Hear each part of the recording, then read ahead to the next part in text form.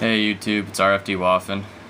I got a couple videos and requests and messages and comments on my bearded dragon care and setup. So I thought I'd go ahead and do that. I just kind of did a little quick cleanup of it right now, just to clean the cage up. You're probably wondering, oh, where's the bearded dragon? He's chilling right here next to me. This is Phoenix. So basically, people had some questions. I'm just going to start with the size of the cage. This is a 60-gallon terrarium, not an aquarium, so it has more floor space than it does vertical. It's a fairly large tank. I believe it's 5 feet long by 2.5 feet deep, if I remember correctly.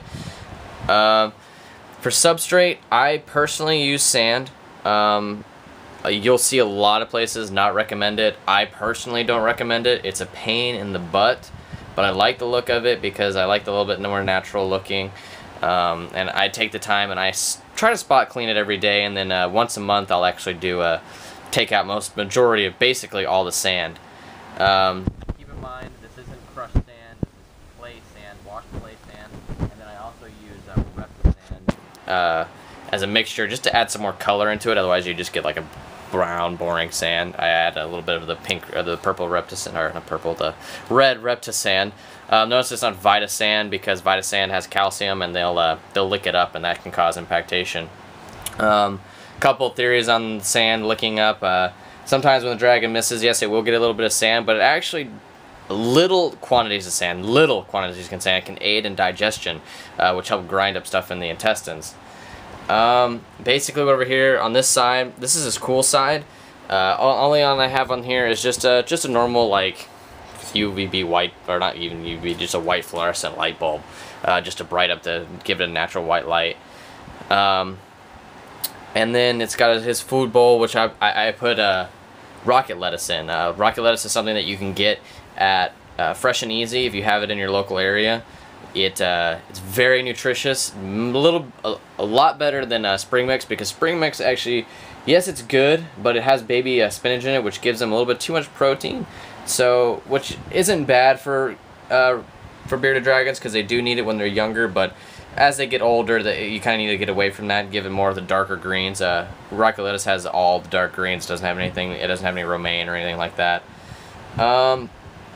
Over here, I have a very large piece of grapevine, and what this does is it allows him something to climb on, and it also gives him a chance to elevate as he needs to go on to get to the heat lamps. Over here we have a 150 watt, just a normal spot heat lamp, and then we have a UVB light too, which gives him his natural UVB.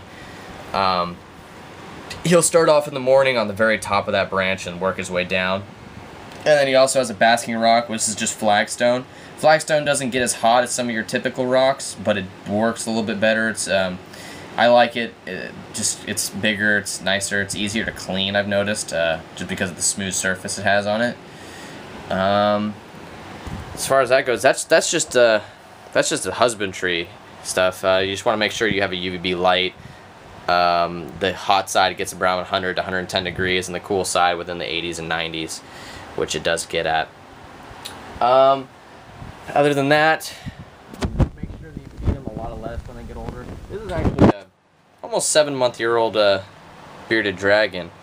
He's very large for a 7-month-old, which I've had a lot of comments on, be like, "Oh wow, how's he so big?" He actually was bigger because he was in a group of dragons together, and he was the dominant one, so he actually grew up a little bit faster. That actually will help them grow faster, and then we took him out, and now he's slowed down a little bit, but he's still shedding quite a bit. I'm going to go ahead and put him back in his home. It's a beautiful sandfire. I just absolutely love him. Go ahead and put him back in his home. There we go. He'll probably warm back up. He's kind of been sitting out of his cage. As far as insects go, they'll eat basically anything. He's a little beast. Crickets, I feed him a good majority. I feed him crickets, mealworms, superworms. I don't really feed him waxworms just because they're high in fat. I actually been feeding him lately, and what I have is a roach colony, which I can show you guys real quick. Roaches are significantly easier. I find them they're not messy. They're you can't kind of see them, but there's quite a few in there. They're not messy. They don't stink. They're easy to breed.